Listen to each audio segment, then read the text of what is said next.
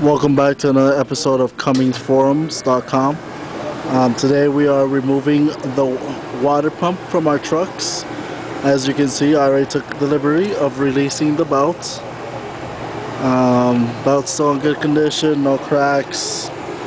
It should be okay, good to go. I'll make another video on how to remove that belt. It is a pain in the ass.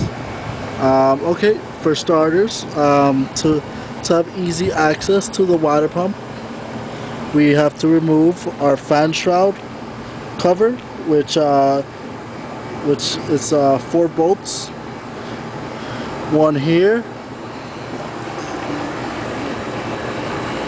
one over here,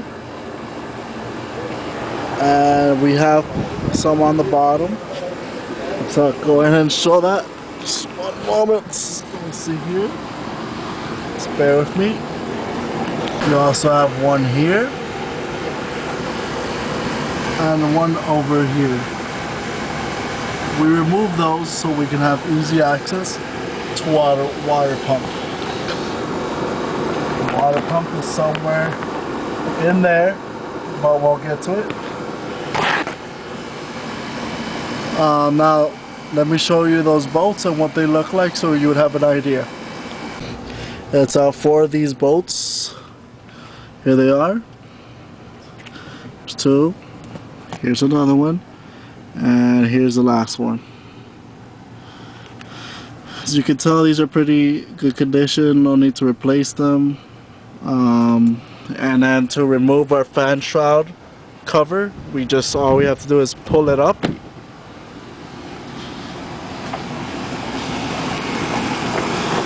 Pull it up from its location, which was right here. Just pull it up, work it between the belts and the fan, and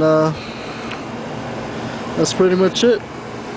Once you remove it, we start our replacing of our water pumps.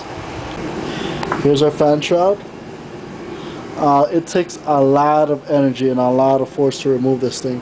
A lot. So I was literally on it for like 10 minutes trying to pull it out. Just take your time, have some patience, and you can remove it. As you can see, I've removed it, put it to the side, and let's inspect. Let's go replace that water pump. Your phone was ringing. Good thing at this point when you're taking out your water pump is to remove your tensioner. As you can see, my tensioner is a little dirty, obviously from all diesel fuel. Tool to remove it you're gonna need is a 3/4 inch drive, 13mm socket. As you can see, if this thing focuses, maybe you'll be able to see. A 13mm socket. Put it in here. You can go do this through the bottom or the top, whichever is more convenient for you. Taking off the fan shroud makes it so much easier. So you just counterclockwise, you remove it, take it off. We're gonna get this huge bolt. Make sure you don't lose this bolt. Remove that bolt, and here's a tensioner. Kind of basic, kind of, kind of said and done kind of thing. And that's it. Let's test out the tensioner. A good way to know it's not broken is to, okay, good thing to check the tensioner. As you can see here, this tensioner is fine. Notice how it stops spinning. If you hear any noise coming from it, means the bearings are done and you need to be replaced. This one, no noise, no nothing. So this is good to be put back in. A good thing to do for this is just clean it. Use some brake parts cleaner, and you can clean it. Just take off all the dirt and stuff. And that's it. Easy way to check. Just make sure it stops itself from rolling, and that's it. That's it for this. Alright, this is our water pump. As you can see, guys, there's 2 bolts to remove it. One here and one over here. As you can tell, this one is broken. How do you know? Can't move it at all. It is stuck in place. There's no way you can move this. I mean, like, no one can move that. World's strongest man can't move this. It's stuck. It's locked into place. But as you can see, it's pretty dirty in there too. This is a good reason to use not water, but radiator fluid, because this does get rusted over time. But we cannot move this at all, and it's time to be replaced.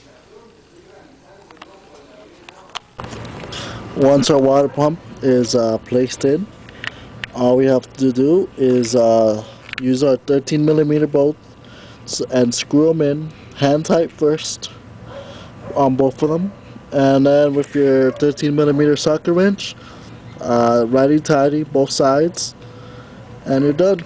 And our new water pump should be put in. Okay, we have our water pump put in. All we have to do now is put the belt back in. Unfortunately, I don't have the belt on my truck. As you can see, it's out of my truck since I did change that water pump and a belt tensioner. So now, since we have the water pump issue, please make sure to refill your coolant. Since if your water pump bursts, you have to refill it anyways. And that's it.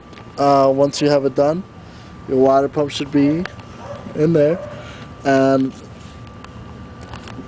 here's the big difference between this water pump and the last one.